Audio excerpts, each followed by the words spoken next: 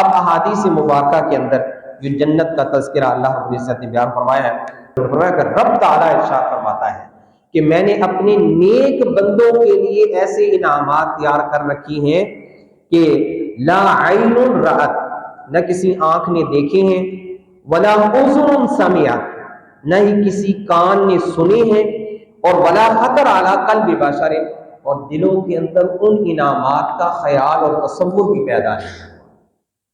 ایسی انعامات رب تعالیٰ نے جنت کے اندر تیار کر رکھے ہیں جنتیوں کے لیے۔ اب ایک اور جنت کی جو صفوف ہیں یعنی صفیں بنائی جائیں گی، اور یہ امت محمد کو یہ بھی ایک اعزاز حاصل ہے کہ سب سے زیادہ جو جنت کی صفیں ہوں گی وہ نبی مکرم صلی اللہ علیہ وسلم کی امت کی ہوں گی۔ اللہ کے نبی صلی اللہ علیہ وسلم نے فرمایا کہ جنت کی 120 صفیں ہوں گی، یعنی جنتیوں کی 120 صفیں ہوں گی جنتیوں کی، اور اس میں سے اللہ کے نبی نے فرمایا کہ 80 اس امت کی ہوں گی، اور 40 سائر الامم، باقی تمام امتوں کی 40 صفیں ہوں گی۔ تو یہ بھی اعزاز ہے، یہ نبی مکرم صلی اللہ علیہ وسلم کی تربیت، آپ صلی اللہ علیہ وسلم کی جو جماعت تیار کی، اس کے بعد اسلاف آئے، تو یہ ایک سلسلہ چلتا رہا۔ تو اللہ کے نبی صلی اللہ علیہ وسلم کا ارشاد گرامی ہے کہ 120 صفوں میں سے 80 امت محمد کی ہوں گی، اور باقی 40 صفوں جو ہیں باقی امتوں کی ہوں گی۔ اسی حوالے سے اب یہ جنت کا تذکرہ جو میں نے کیا، یہاں پر جتنے بھی انعامات ہیں نا، اللہ نے ارشاد فرمایا اذالک خیر ام جنت الخلد التی وعد المتقون، کیا یہ نعمتیں بہتر ہیں یا وہ نعمتیں جو رب تعالیٰ نے جنت کے اندر تیار کر رکھی ہیں؟ تو ظاہری سی بات ہے، اس میں کوئی دوسری رائے نہیں ہے، شک ہی نہیں ہو سکتا کہ وہ نعمتیں جو اللہ نے جنت کے اندر تیار کر رکھی ہیں وہ بہترین ہیں۔ اب اس حوالے سے یہاں پر کیا کیا نعمتیں ہو سکتی ہیں جو ایک انسان خواہش کر سکتا ہے؟ انسان چاہتا ہے کہ ہمیشہ زندہ رہے، یہ فطرتی انسان کے اندر موجود ہوتا ہے، مرے تو ہے ہی نہ، وہ ہمیشہ زندہ رہے۔ پھر خواہش کیا ہوتی ہے؟ وہ جوان رہے، بوڑھا نہ ہو، جوان رہے، اس کے اعضاء، اس کے تمام جسم کے عضو وہ قوی رہے، یہ اس کی خواہش ہوتی ہے۔ پھر اس کی خواہش ہوتی ہے کہ بیمار نہ پڑے، ہمیشہ صحت مند رہے، یہ خواہش ہوتی ہے انسان کی۔ پھر اسے کام بھی کوئی نہ کرنا پڑے، یہ بھی انسان کی خواہش ہوتی ہے۔ پھر اس کی خواہش یہ ہوتی ہے کہ اسے مشقت بھی نہ کرنی پڑے، بس بیٹھے بٹھائے اس کو ساری چیزیں مل جائیں۔ یہ ساری نعمتیں رب تعالیٰ نے جنت کے اندر رکھی ہیں۔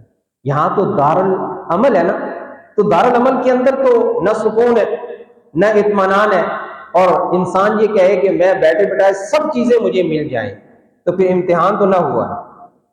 امتحان کیا ہے؟ ہر حوالے سے پرکھنا، ہر حوالے سے انسان کو کھنگالنا کہ کیا اس جنت کا ایلیجیبل ہے یا نہیں ہے، کہ رب تعالیٰ کو راضی کیا یا نہیں کیا، یہی تو امتحان ہے۔ تو یہاں جتنی خواہشات انسان کرتا ہے، اسی لیے اللہ نے فرمایا ذالک خیر ام جنت الخلد التی وعد المتقون۔ اصل چیز تو یہی ہے کہ یہاں تو دارالعمل ہے، انسان عمل کرتا ہے، اور اعمال میں انسان کو فرمایا لیبلوکم ایکم احسن عملا، کہ تمہیں پرکھا جائے گا، تمہیں آزمایا جائے گا مختلف چیزوں کے ساتھ، کبھی بیماری، کبھی صحت کو لے کر، کبھی اولاد کو لے کر، کبھی مال کو لے کر، کبھی مختلف طریقوں کے ذریعے سے پریشانی، مصائب، تکالیف، یہ تمام چیزوں کے ذریعے سے تمہیں آزمایا جا رہا ہے کہ تم اس کو کیسے فیس کرتے ہو، تم اس کو کیسے برداشت کرتے ہو، اللہ اور اس کے رسول کے احکامات کو پس پش ڈالتے ہو یا سامنے رکھتے ہو۔ یہ تمام چیزیں انسان کے لیے اس لیے ہیں تاکہ اس کو آزمایا جائے۔ اب جنت کے حوالے سے اللہ رب العزت نے جو بیان کیا وہ حدیث مبارکہ آپ کے سامنے پیش کرتا ہوں۔ آمین۔ فرمایا ایک ندا دینے والا یہ ندا دے گا جنتیوں کو، ان لکم ان یصحوا فلا تسقموا، تمہارے لیے بیماری نہیں، صحت ہی صحت ہے، یعنی وہاں بیماری کا تصور نہیں ہے۔ دوسرا فرمایا وَإِنَّ لَكُمْ أَن تَحْيُوا فَلَا تَمُوتُوا أَبَدًا، ہمیشہ تم زندہ رہو گے، تمہارے لیے موت نہیں ہے، کیونکہ موت کو بھی موت آ جائے گی، تو لہٰذا جنتی زندہ رہیں گے۔ پھر فرمایا وَإِنَّ لَكُمْ أَن تَشِبُّوا فَلَا تَرْهَبُوا أَبَدًا، ہمیشہ جوان رہو گے، کبھی بوڑھے نہیں ہوگے۔ انسان جہاں خواہش کرتا ہے نا کہ میں جوان ہی رہوں، بڑھاپے کی حالت میں انسان کے اوپر مختلف بیماریاں، مختلف پریشانیاں، تکالیف، ایک عضو دوسرا عضو، ایک بیماری دوسری بیماری، یہ ساری چیزیں آ جاتی ہیں، تو انسان خواہش کرتا ہے۔ تو جنت کے اندر اللہ کے نبی نے فرمایا وہاں جوان رہو گے، تمہارے اوپر جو بڑھاپا ہے وہ طاری نہیں ہوگا۔ اللہ کے نبی صلی اللہ علیہ وسلم نے ارشاد فرمایا کہ اہل جنت کھائیں گے اور پئیں گے، وہاں پر نہ تو تھوک ہے، انسان تھوکتا ہے، فرمایا نہ تھوک ہے، ولا یبولون، نہ پیشاب ہے، ولا یتغوطون، نہ ہی پاخانہ ہے، ولا یمتخطون، نہ ہی ریٹ ہے، ناک سے جو فضلہ نکلتا ہے، نہ ہی یہ چیز ہے۔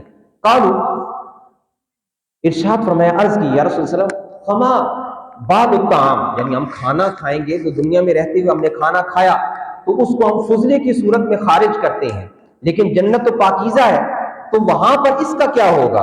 اللہ کے نبی نے فرمایا جشاء ورشح، ایک ڈکار آئے گا مشک کی طرح خوبصورت، وہ ڈکار آئے گا، یا پھر فرمایا ورشح، خوشبو کی طرح پاکیزہ پسینہ نکلے گا اور سب کچھ ہضم ہو جائے گا، جفاء ورشح کرشح النسر۔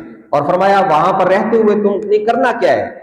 فرمایا یلہمون التسبیح والتحمید، الحمدللہ اور سبحان اللہ کہنا یہ تمہارا وظیفہ بن جائے گا، کما تلہمون النفس، جیسے کہ تم سانس لیتے ہو، سانس باہر آتا ہے پھر اندر جاتا ہے، تو اسی طرح تمہارا یہ ورد بن جائے گا، الحمدللہ سبحان اللہ، یہی کچھ کرنا ہے۔